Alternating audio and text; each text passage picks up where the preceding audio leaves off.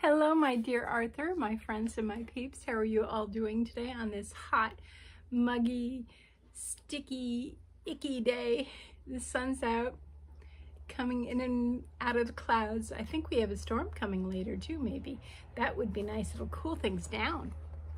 Today I have a story from Pooh's 5-Minute Stories. Why take a nap?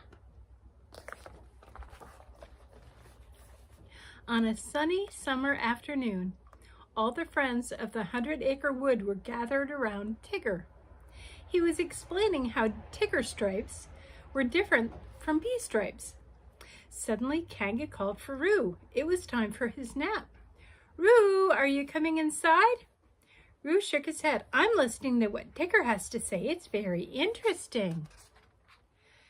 "Woo-hoo-hoo," Tigger was saying. "I'm telling you, bees don't need stripes to fly. Less weight, more lightness. They should take them off." "Roo," Kanga insisted. "Are you sure it's time?" Roo grumbled. "Same as yesterday, darling," Kanga said. "What if I took a nap tonight after dinner when I go to bed? I will sleep very tight to catch up. Like this." Roo shut his eyes and made a funny face. Oh, Tigger shouted. "Let me show you how to take a nap. Watch me." He threw his paws in the air, twisted his tail, and sailed through the window into Roo's bedroom. He landed on Roo's bed. "I still don't understand why I need to take a nap now," argued Roo. "I am not tired and I want to keep playing." "Well, I could do with a little nap," commented Eeyore, "but I don't mind if I can't sleep. I'm used to being tired."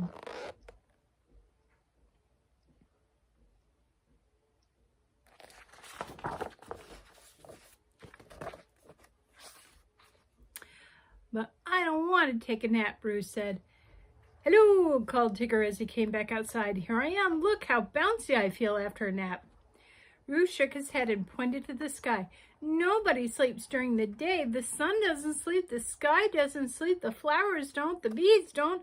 Owl cleared his throat before he spoke. "Like my grandfather used to say, owls sleep during the daytime. It is important to sleep in the daytime, dear Roo."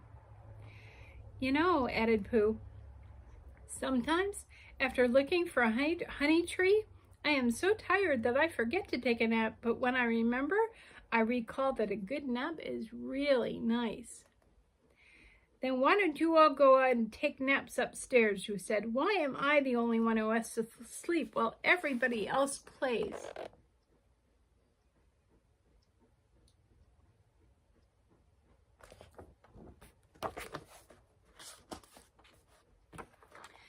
"Play!"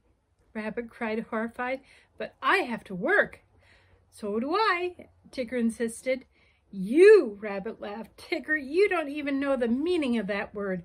After summer comes fall. Winter is getting close. We will have to gather wood and repair windows. What am I doing here wasting my time? There's so many important things to do." As Rabbit walked away, everybody remembered the important things they had to do. "I must count my honey pots to make sure I have enough for winter," Pooh said. "If only my pots could count themselves." "And I need to count my books to see if I need to write more," Owl announced. "Oh dear," Piglet said. "I must have quite a bit of work, but I'm not sure what it is. What about you, Tigger?"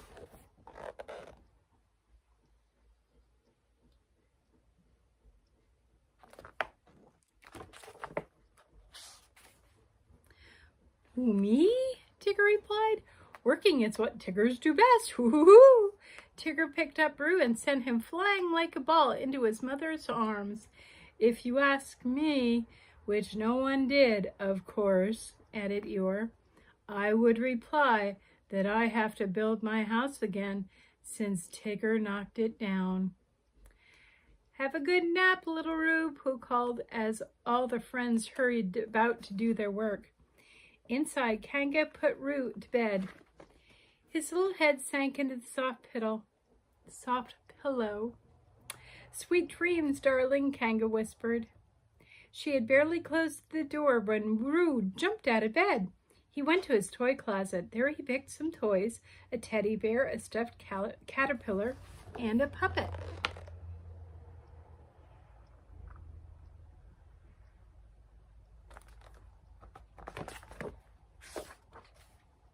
Roo placed them in his bed.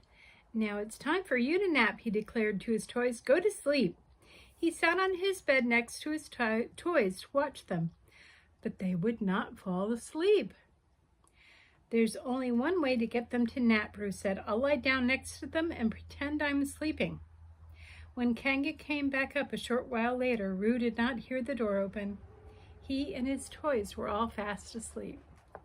2 hours later, Roo woke up from his nap. He felt great. Kanga had a delicious snack prepared for him, a bowl of hot chocolate, toast with honey, and orange juice. "It's like having breakfast again," Roo exclaimed happily. When he was finished with his snack, Roo went outside to look for his friends.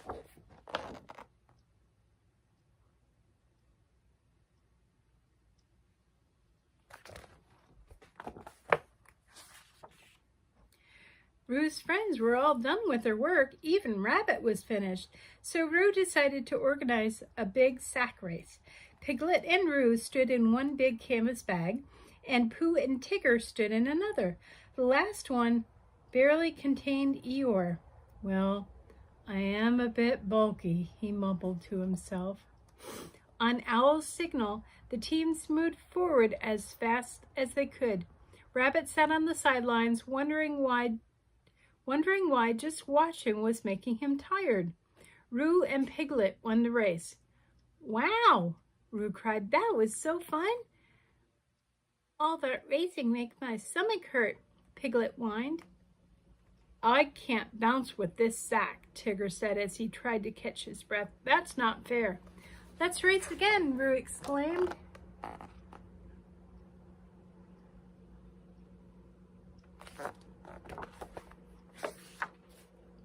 But none of Roo's friends were ready to get back up on their feet. The competitors were too tired to start another race. Roo smiled at his friends. "Next time, you should take a nap." And that is the end of our story. Hope you had a good day. Hope you take a nap during the hottest part of the day underneath a fan. And I will see you tomorrow. Love you all. Bye.